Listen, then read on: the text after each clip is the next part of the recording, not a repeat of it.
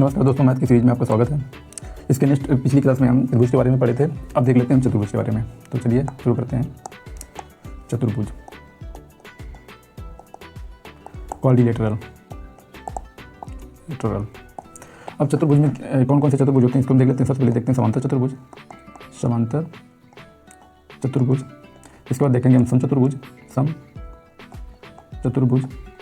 इसके बाद देखेंगे समांतर चतुर्भुज को अगर हम सीधा कर देते हैं, प्रो वर्जन लेते हैं तो हो जाएगा हमारा आयत। और इसके बाद समचतुर्भुज से क्या बनेगा, वर्ग हमारा बन जाएगा सीधा करने पर। और इसके बाद समलंब चतुर्भुज, समलंब चतुर्भुज। और इसको हम क्या बोलेंगे, समांतर चतुर्भुज को पैरेललोग्राम। और समचतुर्भुज को क्या बोलेंगे हम, रोम्बस। आयत को क्या बोलेंगे, तो आयत को हम बोलेंगे रेक्टेंगल। और वर्ग को क्या बोलेंगे, स्क्वायर। और समलंब चतुर्भुज को ट्रेपीजियम। ये हो जाएगा। और सबसे पहले हम देख लेते हैं समांतर चतुर्भुज के बारे में। चलिए देखते हैं समांतर चतुर्भुज। समांतर चतुर्भुज और समांतर चतुर्भुज क्या होता है, पैरेललोग्राम। देखते हैं समांतर चतुर्भुज के बारे में। समांतर चतुर्भुज किस तरीके बनेगा, ये थोड़ा सा तिरछा होगा इस तरीके से।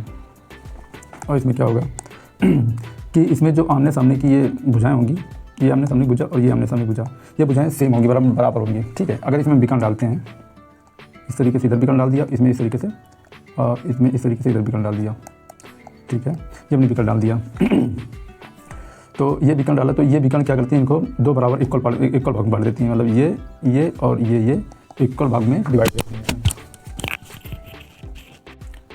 इसमें हम दो इंपॉर्टेंट चीज़ के बारे में देख लेते हैं। सबसे पहले संलग्न कोण एक होता है और दूसरा कोण हो जाएगा आपका अपोजिट एंगल, मतलब सम्मुख कोण। अब संलग्न कोण क्या होता है इसको हम देखते हैं। संलग्न कोण क्या होता है कि कोई एक ये रेखा है, ठीक है। और इसमें जो समांतर रेखाएं होती हैं, दो समांतर रेखाओं पर एक ही रेखा पर जो कोण बनता है उस कोण को हम बोलेंगे संलग्न कोण। और इन दोनों कोणों का योग जो हो जाएगा वो 180 डिग्री होता है। तो जैसे कि हम इसका नामकरण करते हैं, ए हो जाएगा ये बी और ये सी और ये डी हमारा निकल के आ जाता है। ठीक है। तो जो ए और बी हो जाएगा कोण ए और प्लस कोण बी, इन दोनों कोणों का योग कितना हो जाएगा, 180 डिग्री हो जाएगा। इसी तरीके अगर हम देखेंगे कोण सी और प्लस कोण डी, इनका भी योग कितना हो जाएगा, 180 डिग्री हो जाएगा। ठीक है। इसी तरीके हम देख लेते हैं सम्मुख कोण। और सम्मुख कोण को हम बोलेंगे इंग्लिश में अपोजिट एंगल। ये हो जाएगा हमारा अपोजिट एंगल। ठीक है। तो इसमें क्या होगा, जो कोण ए होगा इसके बराबर कोण सी हो जाएगा अपोजिट एंगल, और जो कोण बी होगा इस कोण के बराबर हो जाएगा कोण डी के। ये हमारा हो जाएगा अपोजिट एंगल। अगर हम इसकी एरिया की बात करते हैं, एरिया, तो एरिया इसमें क्या होती है, बेस इंटू हाइट, HIGST। अच्छा, बेस क्या होता है, कोई भी एक मुझे बेस मान लेते हैं। जैसे हमने बेस मान लिया, ये हमने बेस इसको मान लिया। ठीक है। और इसमें हाइट, कोई भी हाइट डाल देते हैं इस तरीके से, तो ये हो जाएगा हाइट। ठीक है। और इसमें हम सबसे इंपॉर्टेंट चीज़ देखेंगे कि जो ये विकर्ण होते हैं हमारे, ये इधर AC वाला विकर्ण और इधर BD वाला विकर्ण, तो इन दोनों विकर्णों का जो योग होता है, ये जो हमारा समांतर चतुर्भुज होता है, इनके सारी भुजाओं के योग के बराबर, वर्ग के योग के बराबर होता है। जैसे हम करेंगे AC का स्क्वायर प्लस BD का स्क्वायर बराबर क्या हो जाएगा, निकल गया AB का स्क्वायर प्लस BC का स्क्वायर प्लस CD का स्क्वायर प्लस AD का स्क्वायर। ये हमारा निकल के आ जाएगा।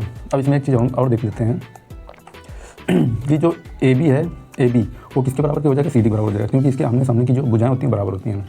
ठीक है। तो इसको अगर हम और हल करते हैं तो AC का स्क्वायर प्लस BD के स्क्वायर बराबर क्या हो जाएगा, ये अगर ये हम सेम कर देंगे और BC बराबर AD है तो ये और ये सेम कर देंगे तो हम क्या मिल जाएगा, हमको दो काउंट मिल जाएगा। ठीक है।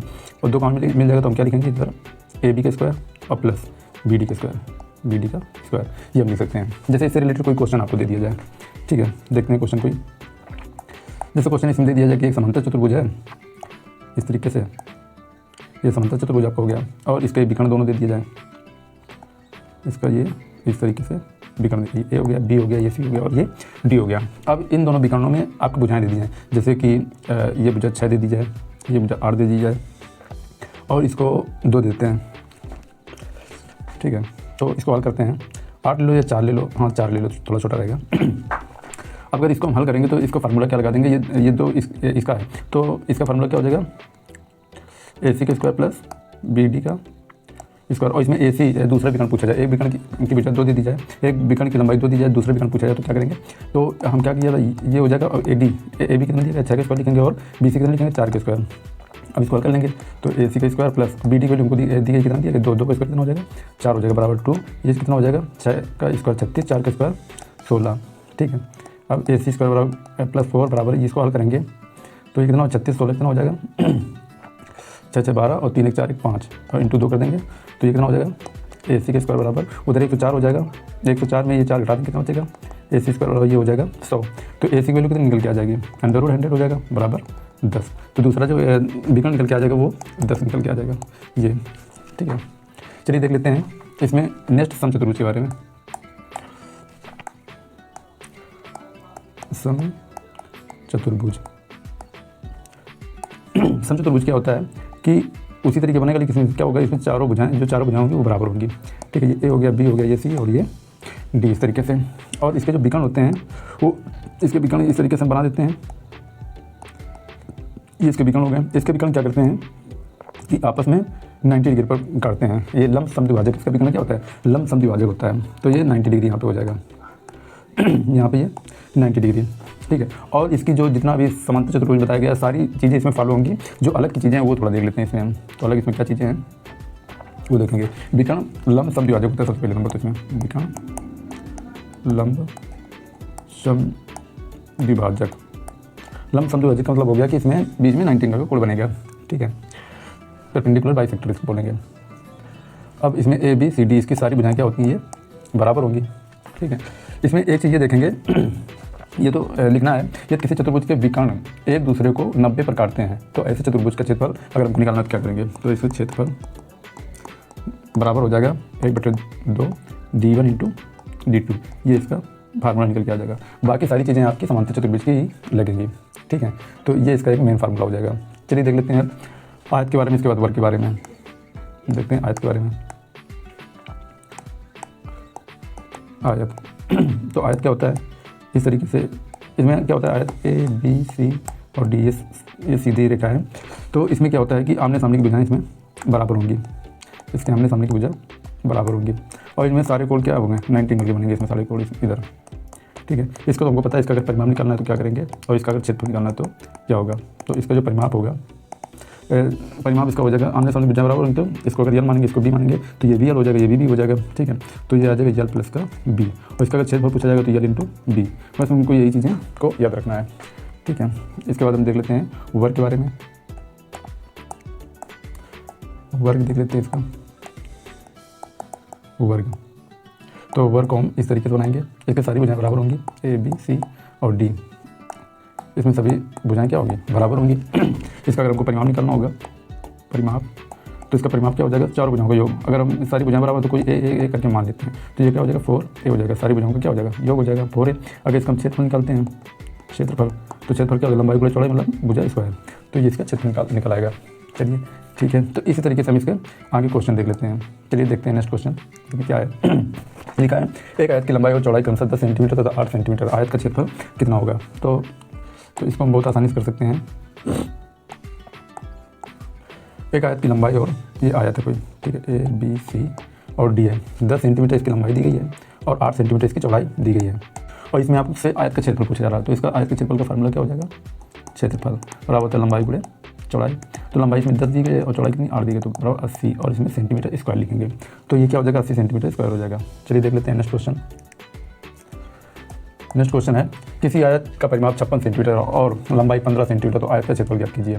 तो इसमें क्या करेंगे उसी तरीके से ये होगा क्वेश्चन, कोई आयत है इस तरीके से, ठीक है, इसका परिमाप दिया जा रहा है। परिमाप का फार्मूला क्या होता है इसमें, परिमाप बराबर होता है 2l + b, ठीक है, ये ए हो गया बी सी और ये डी, तो परिमाप दिया कितना गया इसमें 56 दिया गया बराबर 2l + b, इससे ये काटेंगे तो कितना हो जाएगा इधर 28 बराबर l प्लस का b, तो l + b बराबर अगर 28 निकल गया है, और इसमें ये कहा जा रहा है कि 15 सेंटीमीटर इसकी लंबाई है, तो लंबाई की वैल्यू कितनी दी जा रही है, जल बराबर 15 सेंटीमीटर, तो इधर 15 लिख देंगे बराबर b लिख देंगे बराबर 28, तो बी बराबर कितना हो जाएगा 28 में हम 15 लेस कर देंगे, तो 28 में 15 लेस करेंगे कितना निकल के आ जाएगा, तो इसका क्षेत्रफल बताना, तो ये 13 निकल के आ जाएगा।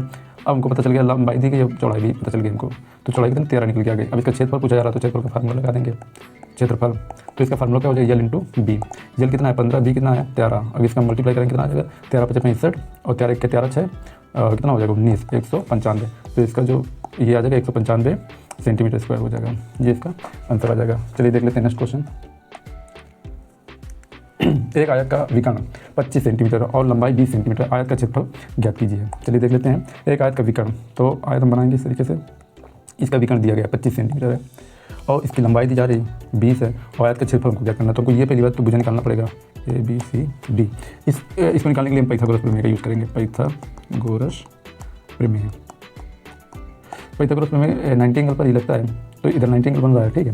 तो इसको हम क्या करेंगे, कर्ण का स्क्वायर बराबर आधार का स्क्वायर प्लस लंब का स्क्वायर। अब कर्ण का स्क्वायर कितना दिया गया 25 का स्क्वायर करेंगे बराबर आधार कितना दिया गया 20 का स्क्वायर करेंगे बराबर लंब का स्क्वायर। ये कितना हो जाएगा 425 बराबर ये कितना हो जाएगा 400 प्लस का L स्क्वायर। अब 400 को हम इधर ले आएंगे तो 625 माइनस 400 बराबर L स्क्वायर, तो L स्क्वायर बराबर कितना इधर बचेगा 225, तो यल बराबर कितना √225, तो इसकी वैल्यू कितनी निकल के आ जाएगी 15, है ना। 225 का वर्ग में निकालेंगे तो 15 निकल के आ जाए, तो इसकी वैल्यू 15 निकल के आ जाएगी। अब इसमें क्षेत्रफल पूछा जा रहा है, तो एरिया का फार्मूला क्या हो जाएगा यल इंटू बी।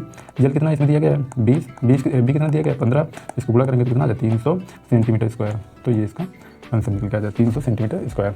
देखते हैं नेक्स्ट क्वेश्चन। इसमें क्या एक आयताकार खेत की लंबाई और चौड़ाई में 3:2 का अनुपात है, ठीक है। यदि खेत का परिमाप 100 मीटर है तो उसकी लंबाई ज्ञात कीजिए। चलिए देख लेते हैं, ये एक आयत हो गया आपका, ठीक है, ABCD। ये आयत से रिलेटेड क्वेश्चन है सारे इसी तरीके से सीरियल से आते जाएंगे क्वेश्चन। तो एक आयत की एक आयताकार खेत की लंबाई और चौड़ाई का अनुपात 3:2 है, 3 ये हो गया 2 ये हो गया, ठीक है। यदि खेत का परिमाप 100, इसको हम x मानेंगे क्योंकि ये हमारा अनुपात दिया गया है। तो परिमाप बराबर फार्मूला क्या होता है, परिमाप बराबर हो जाता है 2L प्लस का B। अब परिमाप कितना दिया गया है 100 दिया गया है, 2L की वैल्यू कितनी है 3x और इसका 2x, ठीक है।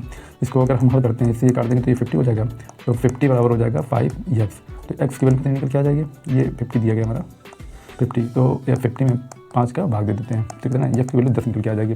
उसकी लंबाई ज्ञात कीजिए। अब लंबाई हमने कितना माना 3x, x की वैल्यू अगर 10 है तो 3x की वैल्यू कितनी निकल के आएगी 3 × 10 बराबर 30, तो इसका आंसर कितना निकल के आ जाएगा 30 मीटर। मीटर में अगर दिया गया 30 मीटर आएगा, ठीक है। नेक्स्ट क्वेश्चन देखेंगे। इसमें क्या किसी आयताकार हाल की चौड़ाई उसके लंबाई का 3/4 है। अब देखो लंबाई का है, तो लंबाई का तो जो वैल्यू यहाँ पे लिखी होती है वो नीचे वैल्यू होती है, ठीक है। तो इसकी लंबाई कितनी दी गई है 4 और चौड़ाई कितनी दी गई है 3, लेकिन ये उसमें दिया गया तो ये इसमें हम x मान लेंगे क्योंकि ये रेशियो के रूप में दिया गया है। जबकि फर्श का क्षेत्रफल दिया गया 768 है, ठीक है। तो ये आयताकार है तो हम आयताकार बना लेंगे इसको, और इसका क्षेत्रफल दिया गया 768। तो हाल की लंबाई और चौड़ाई का अंतर ज्ञात करना है आपको, ठीक है। तो ये आपका 4x है, ये 3x है। तो हमको पता है एरिया का फार्मूला क्या होता है, एरिया बराबर यल इंटू बी, ठीक है। ये 768 एरिया दिया गया है, ये लंबाई कितनी है 4x, चौड़ाई कितनी है 3x। अब ये 768 बराबर कितना हो जाएगा 4 × 12 x स्क्वायर हो जाएगा, ठीक है। अगर हम इसमें क्या करेंगे x स्क्वायर बराबर कितना हो जाएगा 768/12 हो जाएगा, 12 काटेंगे तो कितनी हो जाएगा 12 × 72। इसके बाद कितना हो जाएगा इधर 4 8 12 चौको 48, ठीक है। तो x बराबर कितना हो जाएगा रूट के अंदर 64 हो जाएगा, तो x की वैल्यू निकल के आ जाएगी 8 निकल के आ जाएगी। अब इसमें कहा जा रहा है कि आपका अंतर ज्ञात करना है, तो हम देखेंगे अंतर क्या है 4x 3x में अंतर देखेंगे। अगर 4x 3x में कितना x का अंतर आएगा तो x वैल्यू 8 दी जा रही है, इसलिए हमारा अंतर कितना आ जाएगा 8, ये 8 सेंटीमीटर ये आंसर हो जाएगा। देखते हैं नेक्स्ट क्वेश्चन। ठीक है, किसी आयताकार प्लाट की लंबाई उसकी चौड़ाई से 60% अधिक है। यदि लंबाई चौड़ाई से 24 सेंटीमीटर अधिक हो तो प्लाट का क्षेत्रफल ज्ञात कीजिए। चलिए देख लेते हैं कि लंबाई उसकी चौड़ाई 60% अधिक है। अब परसेंट की बात है, अगर हम लंबाई को मान लेते हैं चौड़ाई की है ना चौड़ाई, तो अगर हम चौड़ाई को मान लेते हैं 100 है तो लंबाई कितनी हो जाएगी, इससे 60% अधिक है तो 60% मतलब 160 हो जाएगी, ठीक है। तो यदि लंबाई चौड़ाई इतनी अधिक है तो इसको देखते हैं हम, अगर हल करके देखते हैं तो ये कितना आ रहा है, इसको हम रेशियो में चेंज कर लेते हैं, ठीक है। तो ये हो जाएगा कितना, काटेंगे इसको, ये 5 ये 8 10 काट देंगे तो लंबाई 8 हो गई और चौड़ाई कितनी हो गई 5 हो गई। इन दोनों का अंतर देखेंगे कितना आ रहा है 3। अब 3 बराबर कितना दिया गया इधर 8 के 24 के, 3 बराबर कितना दिया गया 24 के, ठीक है। 3 बराबर 24 तो 1 बराबर कितना निकल के आ जाएगा 3 8 24। अगर 1 बराबर 8 निकल के आ जाएगा, ठीक है, तो प्लाट का क्षेत्रफल ज्ञात कीजिए। ठीक है, ये हमारा प्लाट है और इसमें लंबाई कितनी दी गई है 8, तो 8 गुणे कितना करेंगे 8 गुणे 8 करेंगे क्योंकि एक वैल्यू 8 है तो 8 की वैल्यू कितनी हो जाएगी, तो ये 8 था तो 8 की वैल्यू कितनी हो जाएगी 64, तो ये 64 हो जाएगा। ये 5 था, इसमें 8 का मल्टीप्लाई करा देंगे कितना हो जाएगा 40। अब हमको क्षेत्रफल ज्ञात करना है तो एरिया बराबर फार्मूला क्या होता है, एरिया बराबर लंबाई गुणे चौड़ाई तो 64 × 40। इसको हल करते हैं कितना आ जाएगा, जो भी आ जाएगा 1 4 4 16 और 4 छंग 24 1 2560। ये किस में आ जाएगा, सेंटीमीटर है तो सेंटीमीटर स्क्वायर आ जाएगा, ये आंसर हो जाएगा। देखते हैं नेक्स्ट क्वेश्चन। लिखा है एक आयताकार प्लाट की लंबाई चौड़ाई से 20 मीटर अधिक है। प्लाट के चारों ओर बार लगाने का खर्चा अगर आ रहा 26 रुपये 50 पैसे प्रति मीटर की दर से इतने रुपए है, तो प्लाट की लंबाई कितनी होगी। अब इसमें कहा जा रहा लंबाई चौड़ाई से 20 मीटर अधिक है, ठीक है। तो जो यल है वो 20 से 20 मीटर अधिक है, तो हम इसको इस तरीके लिख सकते हैं यल माइनस बी बराबर 20 मीटर। प्लाट के चारों ओर बार लगाने का खर्च दिया गया है, इतना है, इतने प्रति मीटर है और इतने रुपए लगते हैं। तो हम क्या करेंगे, इसमें देखेंगे कि इसका क्षेत्रफल कितना निकल के आ जाएगा। तो हम इसमें क्या करेंगे 26.5 का भाग दे देते हैं, ठीक है। तो हम इसको 26 अगर हम इसमें 2 को नीचे मल्टीप्लाई करा देते हैं तो ये 26 कितना हो जाएगा, हमने 53 हो जाएगा। 53 से 53 कट जाएगा, ये कितना निकल के आ जाएगा 200। तो इसका जो क्षेत्रफल निकल के आ रहा है, इसका परिमाप, ये चारों ओर है ना, हाँ, तो इसका परिमाप कितना निकल के आ रहा है 200 निकल के आएगा। तो इसका परिमाप जो है 200 निकल के, परिमाप का फार्मूला हमको पता है 2l प्लस बी बराबर कितना हो जाएगा 200। तो l प्लस बी की वैल्यू कितनी निकल के आ जाएगी, 2 से 2 कैंसिल कर देंगे 100। तो हमको पता है कि l माइनस बी बराबर आ रहा है 20 और l प्लस बी बराबर आ रहा है 100। तो हमको l और b का मान ज्ञात करना है, तो प्लाट की लंबाई ज्ञात कीजिए। अब लंबाई ज्ञात करना है तो l प्लस बी बराबर दिया गया है 100, l माइनस बी बराबर दिया गया है 20। हम क्या करेंगे, इससे कैंसिल कर देंगे और 2l बराबर हो जाएगा कितना 120। तो l की वैल्यू कितनी, इससे काट देंगे तो 60 सेंटीमीटर। तो ये इसका 60 किसमें मीटर में आ रहा है, तो 60 मीटर हो जाएगा। ये इसका आंसर हो गया, ठीक है। देखते हैं नेक्स्ट क्वेश्चन, ठीक है। किसी वर्गाकार खेत की भुजा 45 मीटर है, खेत का क्षेत्रफल कितना होगा, ठीक है। किसी वर्गाकार, ये वर्ग से संबंधित सवाल है, कोई ये वर्ग है, ठीक है। और किसी वर्गाकार खेत की भुजा 45 है, 45 अगर ये ABCD, तो इसमें सारे 45 होंगे इसमें, क्योंकि वर्ग की चारों भुजाएं बराबर होती हैं। खेत का क्षेत्रफल ज्ञात कीजिए। अब हमको पता है इसका एरिया क्या होगा, जो वर्ग का एरिया होता है वो भुजा स्क्वायर होता है, भुजा स्क्वायर। अब 45 का हम क्या करेंगे, स्क्वायर करेंगे। 34 को शॉर्टकट से हल करेंगे, 5 का स्क्वायर लिखेंगे कितना हो जाएगा 25। और 4 में उसके आगे वाली संख्या गुणा करा देंगे, क्योंकि अगर 5 लास्ट में है तो इसमें हमको रूल होता है कि इसके आगे वाली संख्या से इसमें गुणा करा देंगे, इसका वर्ग करके पीछे लिख देंगे। तो 4 5 20, तो इसका आंसर कितना आ जाएगा 20 25, ठीक है। इसमें मीटर दिया गया तो वर्ग मीटर हो जाएगा, तो मीटर स्क्वायर हो जाएगा, ठीक है। इसका गुणा करेंगे तो इसी तरीके से हो जाएगा। नेक्स्ट क्वेश्चन, नेक्स्ट देख लेते हैं क्वेश्चन। एक वर्गाकार मैदान का क्षेत्रफल 16 वर्ग मीटर है, उसकी भुजा ज्ञात कीजिए। एक वर्गाकार खेत का क्षेत्रफल, ये वर्गाकार एक क्षेत्रफल कितना दिया गया 16 वर्ग मीटर दिया गया, मीटर स्क्वायर। तो उसकी भुजा ज्ञात कीजिए, ठीक है। तो हमको पता है एरिया और क्या होता है, वो भुजा स्क्वायर ए स्क्वायर। तो इसमें एरिया दिया गया कितना 16 बराबर ए स्क्वायर हो जाएगा, तो ए बराबर कितना हो जाएगा अंडर 16, ठीक है। तो एक मान कितना आ जाएगा 4 निकल गया, तो आंसर कितना आ जाएगा 4। तो इसकी भुजा हो जाएगी 4 मीटर। नेक्स्ट क्वेश्चन, किसी वर्ग का क्षेत्रफल 256 वर्ग मीटर है, उसके विकर्ण की माप ज्ञात कीजिए। देखते हैं, किसी वर्ग का क्षेत्रफल, ये एक वर्ग हो गया आपका, इसका क्षेत्रफल दिया गया 256, उसके विकर्ण की माप ज्ञात करना है। तो हम इसको कैसे करेंगे, तो हम सबसे पहले इसकी भुजा निकालते हैं, कितनी भुजा आती है, ठीक है। तो भुजा निकालेंगे तो एरिया और फार्मूला हो जाएगा भुजा स्क्वायर, ठीक है। एरिया कितना दिया गया 256 बराबर ए स्क्वायर। तो ए स्क्वायर और कितना 256 है ना, 256। अब ए बराबर हो जाएगा 256 का वर्गमूल। अब 256 का वर्गमूल क्या होता है 16 का, तो ये 16 निकल के आ जाएगा। तो ए बराबर कितना निकल के आ जाएगा 16 और ये मीटर, ठीक है। उसके विकर्ण हमको बताना है, तो हमको पता है कि 16 ये भी हो जाएगा 16, इसकी भी लंबाई 16 हो जाएगी। अब अगर इसमें विकर्ण हमको इस तरीके खींचा गया है, ठीक है, तो इधर भी 16 हो जाएगा, तो इधर क्या बनेगा, ये 90 एंगल बनेगा, ठीक है। तो इसको अगर हम हल करते हैं तो एक फार्मूला होता है इसी तरीके से कि इसको हम 1:1/√2 के अनुपात में बनाते हैं, ठीक है। तो अगर ये 16 है, तो अगर विकर्ण देखेंगे तो इसका तो आंसर डायरेक्ट आ जाएगा 16√2, ये इसका विकर्ण निकल के आ जाएगा, ठीक है। इसको बाकी हल करेंगे तो पाइथागोरस प्रमेय लगाएंगे, पाइथागोरस प्रमेय। तो पाइथागोरस प्रमेय क्या होता है, इसमें कर्ण का स्क्वायर बराबर लंब का स्क्वायर प्लस आधार का स्क्वायर। तो कर्ण कितना है, इसमें कर्ण हमको निकालना है। आधार कितना दिया गया 16, इसका स्क्वायर हो जाएगा प्लस इधर 16 का स्क्वायर हो जाएगा, ठीक है। अब बराबर,